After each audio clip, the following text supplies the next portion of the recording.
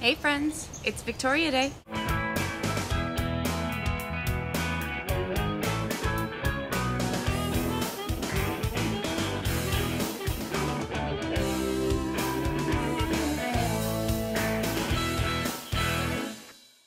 This week I have so much to cover and absolutely no time to do it in, so let's just jump right in.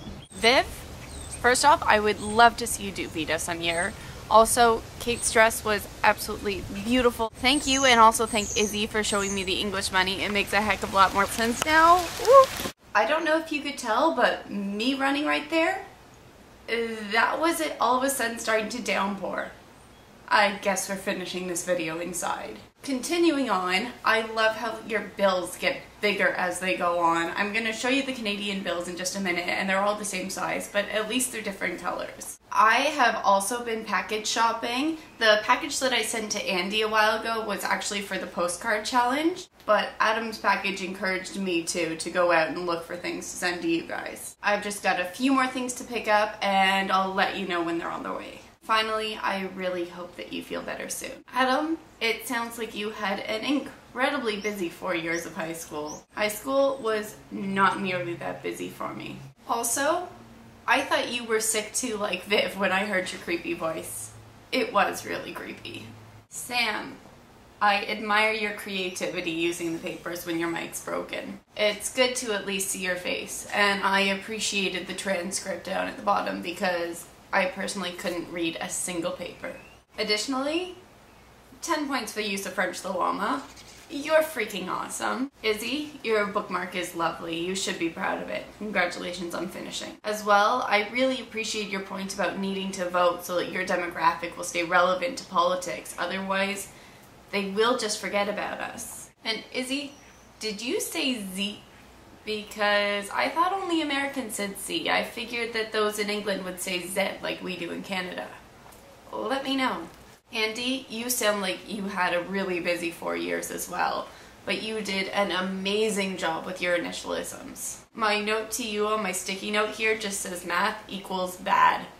I agree with you. Because I've been gone for a while and there wasn't any set theme for this week yet, I figure I'm going to choose one theme and one challenge from the weeks that I've missed, and I will cover those and play a little bit of catch up. The theme I've chosen is your favorite kids book. The example was Harry Potter, so my figuring is that you're probably asking for young adult novels, and my favorite of those is The Hunger Games, which I don't need to show you because I've talked about it so many freaking times. But then some people also mention kids books, and as far as kids books, I have a lot, and these are just the ones I have at my house. Because I am a teacher of toddlers, I actually have a lot of books at school that I read every day and I love. The Day I Swapped My Dad for Two Goldfish is awesome, mostly because it's written by Neil Gaiman. I love him, I love his works, and I absolutely freaking loved his episode of Doctor Who. It was amazing. Poems by Dennis Lee, Alligator Pie, is the most well known. I don't know how well you guys know it because he is actually from Toronto, and I think that's part of why everyone here knows his poems. But they're all really good, and I just grew up on them. Anything by Robert Munch, but especially his older things. And he's Canadian too. This was my favorite book when I was growing up. It's Dinner at Aunt Rose's, and it's really, really little, so I had it in the car. My first word was actually book, and whenever we were going somewhere, because this was before the age of portable DVD players, my mom had a whole bunch of these little mini books in the car for me to read. And it's raining again. I don't know if you can hear that. The challenge I chose was to show something / talk about something that you're proud of. I'm not actually going to do that this week because I've just redecorated my room and my bookshelf is still a complete disaster, which is part of why I decided to film upstairs. But most every other week I show you something that I'm proud of because I show you my bookshelf, and it is one of the joys of my life. I've been working on it and slowly collecting things throughout the years and just building up that bookshelf, and I am immensely proud of my collection that I have there. As a thank you for showing me the English money, and just out of interest, I figured I would show you guys some Canadian money. You'll notice it is all the same size like American money, but it's all different colors, which I think makes a lot more sense because Whenever I go on holiday in the US and I open up my wallet, I have to pull out all my money to figure out exactly where each bill is. Whereas when I'm at home and I open up my wallet, I just go, okay, here's a green one, here's a purple one, and that's $30. So the first bill is the $100 bill. We actually don't use these very often. It's kind of a fluke that I have one. It's brown, and apparently this is Sir Robert Borden, who was a prime minister. Also got a little map of Canada on the back. The next one down is the $50 bill, which I don't actually have, but it's really pretty and it's red, but I very, very rarely have them because I use my credit card. I don't use cash. And when I do use cash, I tend to get 20s because they're what comes out of the bank machine. I actually showed you guys the 20 the other week. This just has the Queen on one side and some native statues or artwork or something on the other side. During the Triple Rainbow Awesome Tour, Mike Lombardo mentioned that they stopped for food, got change back, and he thinks that our money is beautiful.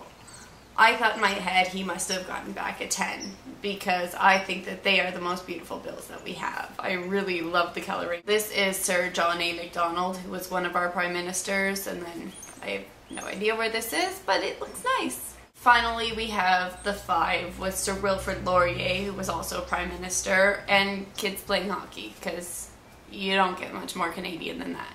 Our coins, we start with the toonie. This is our $2 coin. It's got polar bears and the Queen. What I think is funny is that American money, in order to keep it upright, you have to flip it like this, whereas Canadian money has the same side up. Next is the loonie, so called because there is a loon on the front, Queen on the back. Our quarter, it's got a moose and the Queen. The dime is the smallest. It's got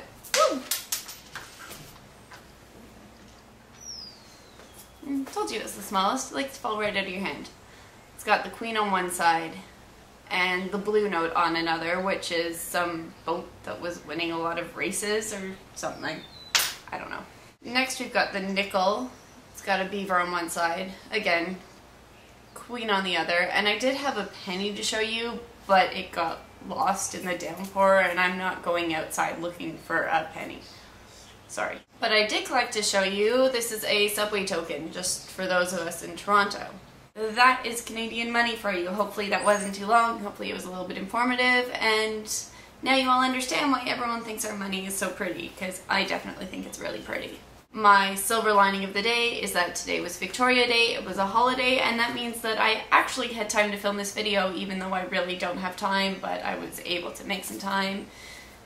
And that is that. Finally, I want to say I'm sorry for missing the past 2 weeks in a row, and I'm sorry for any weeks that I will miss in the near future, because I am incredibly busy between school and work, and I just haven't had time. So I'm sorry, I miss you guys, and I hope to be around more.